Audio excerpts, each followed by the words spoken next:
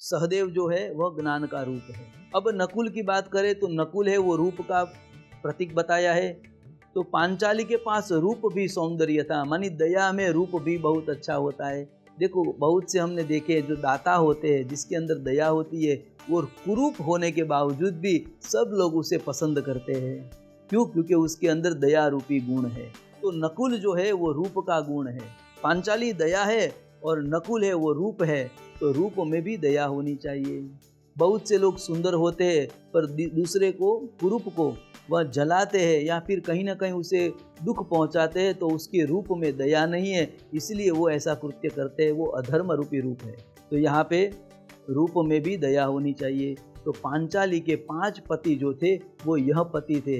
इसलिए इसमें श्रीमद् भागवत में गौर से जब देखा जाए तब मालूम पड़े कि 5 पतियों की बात ये लौकिक बात नहीं है।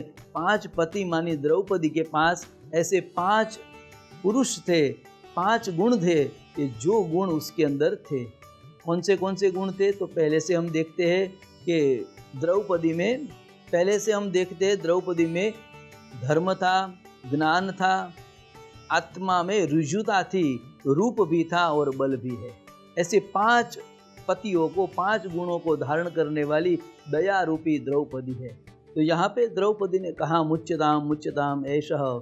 द्रौपदी का धर्मयुक्त वचन सुनकर सभी लोग प्रसन्न हुए। और यहाँ पे कृष्ण ने कहा कि द्रौपदी की बात तो सही है कि आप अश्वत्थामा को छोड़ दो। अश्वत्थामा को छोड़ने के लिए कहा गया।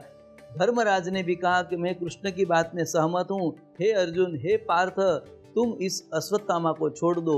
तब बाजू में खड़ा हुआ भीम, उसने अर्जुन को कहा, अर्जुन मैं तुम्हें आज्ञा देता हूँ, इसे छोड़ना मत, इसे मार दे, तुरंत मार दे। अब अर्जुन धर्म संकट में पड़ा कि बड़े भाई की बात मानूं कि मंझले भैया की बात मानूं, क्योंकि दोनों बड़े भाई हैं। अब दोनों बड़े भाई में एक कहता है मार दे, एक कहता है छोड़ दे। अब मैं किसकी बात सुनूं? यहाँ पे दोनों के बीच में अर्जुन असमंजसता में आए। और असमंजसता में आए तो अर्जुन को एक ही चीज़ याद आई कि अब मेरे को एक ही काम करना चाहिए, भगवान कृष्ण की शरण में जाओ। भगवान कृष्ण की शरण में जाऊं तो वही न्याय करेंगे। परमात्मा के शरण में अर्जुन गया और अर्जुन ने भगवान को विनम्र प्रार्थना की कि हे प्रभु, मुझे इसमें से बचाए। यदि मैं इसे छोड़ देता हूँ तो मेरी प्रतिज्ञा है उसका भंग होगा, और प्रतिज्ञा भंग होने के कारण मुझे ब्रह्म हत्या का पाप लगेगा। और यदि मैं इसे मार भी देता हूँ तो मारने के बाद भी मुझे ब्रह्म हत्या का पाप लगेगा। तो इसलिए हे भगवान, आप ही मुझे कुछ उपाय बताए कि जिससे मैं ब्रह्म हत्या के पाप से बच जाऊँ। भगवान श्री कृष्ण ने अर्जुन को शरण में देखा और भगवान ने गीता का सूत्र उसे सुनाया। भगवान ने कहा, हे अर्जुन, मैं तुम्हें पहले ही गीता दे चुका हूँ। जो गीता में संपूर्ण ज्ञान है वह तुम्हें मैं दे चुका हूँ। अब उसमें ही उपाय है, वही उपाय तुम ध्यान से सुनो। पृच्छामि त्वां धर्म सम्मूढ़ो। भगवान कृष्ण ने कहा कि हे सम्मूढ़, तू अभी सब प्रकार की व्यथा छोड़ दे। मैंने तुम्हें जो पहले गीता में जो ज्ञान दिया है वही गीता के ज्ञान अनुसार तू धर्म का आचरण कर, धर्म का आचरण कर और तू ही न्यायोचित कर। तब अर्जुन ने सोचा और भगवान से कहा, प्रभु मैं हर बार आपके शरण में आता हूँ। जब जब मेरे हृदय में ग्लानि उत्पन्न होती है तब तब मैं आपके शरण में आता हूँ। क्योंकि बात भी सही है, अर्जुन पहले भी जब कुरुक्षेत्र का युद्ध चल रहा था और कुरुक्षेत्र का युद्ध में आमने सामने दोनों सेना खड़ी थी, धर्म क्षेत्रे कुरुक्षेत्रे समवेता युत्सव मामका पांडवा चेव किम कुर्वन्तः धनंजय। तो यहाँ पे दोनों सेना जब सामने सामने खड़ी थी युद्ध की आशा के लिए, युद्ध की प्रतीक्षा के लिए, और यहाँ पे अर्जुन अपने रथ में बैठा हुआ था और भगवान श्री कृष्ण को कहा कि हे कृष्ण, आप उभयोर सेनयोर मध्ये रथम स्थापयमेच्युत।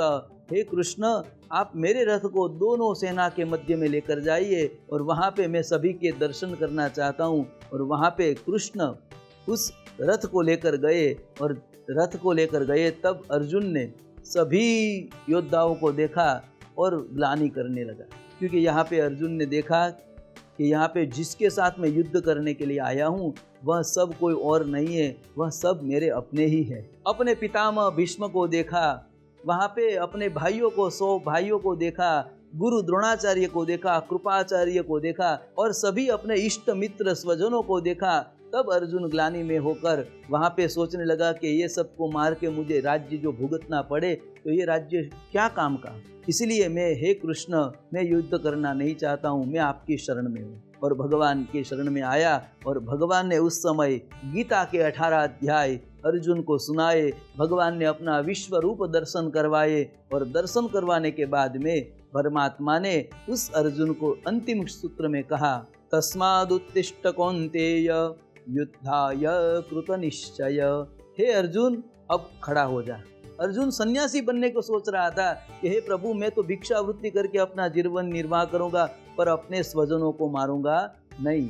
परंतु यहाँ पर परमात्मा ने अर्जुन को दीक्षा नहीं दी, परंतु उसे समझाया कि हे अर्जुन, ये तेरा कर्तव्य है और ये कर्तव्य तू नहीं करेगा तो यह कर्तव्य मैं तो करने वाला हूँ, तू करेगा तो तुझे यश प्राप्त होगा। इसलिए तू खड़ा हो जा और युद्धाय कृत निश्चय, तू खड़ा होकर यह युद्ध को जीत और युद्ध जीतने के बाद तेरी कीर्ति फैली जाएगी और यह युद्ध में जीता हुआ राज्य तू पा सकेगा। ऐसा परमात्मा ने उस समय में अर्जुन को उपदेश देकर उसे ग्लानि से मुक्त किया था। आज वही समय आया है कि अर्जुन फिर से ग्लानि में द्विधा में फंसा हुआ है, इसलिए भगवान के शरण में गया।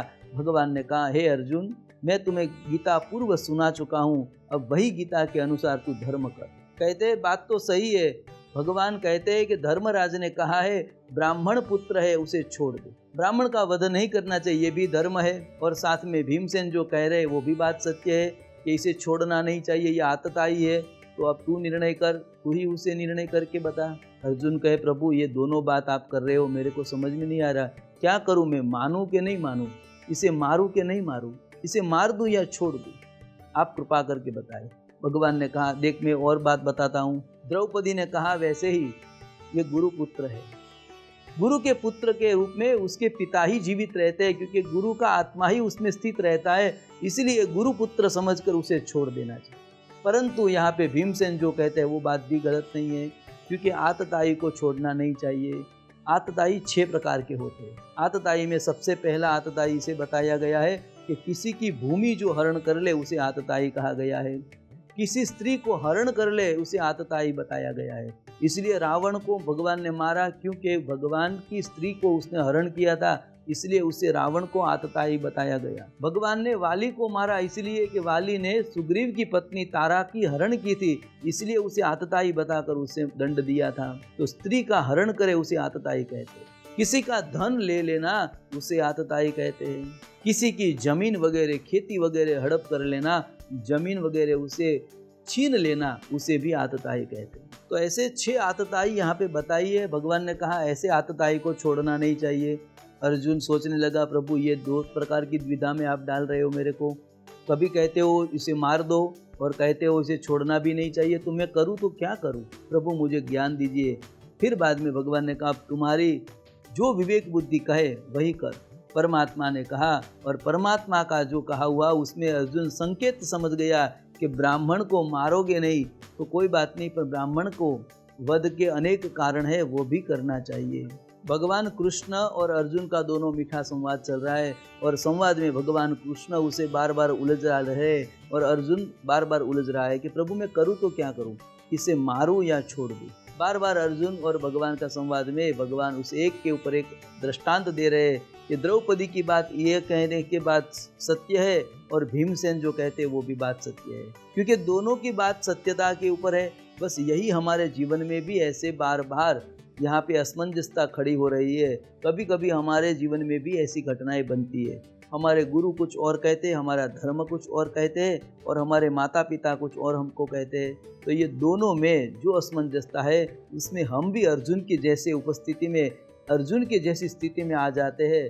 तब हमें क्या करना चाहिए, यही तो श्रीमद् भागवत सिखाती है। हमारे जीवन में बहुत से ऐसे असमंजसता आती है कि कहीं ना कहीं हम फंस जाते हैं, क्या करें क्या न करें।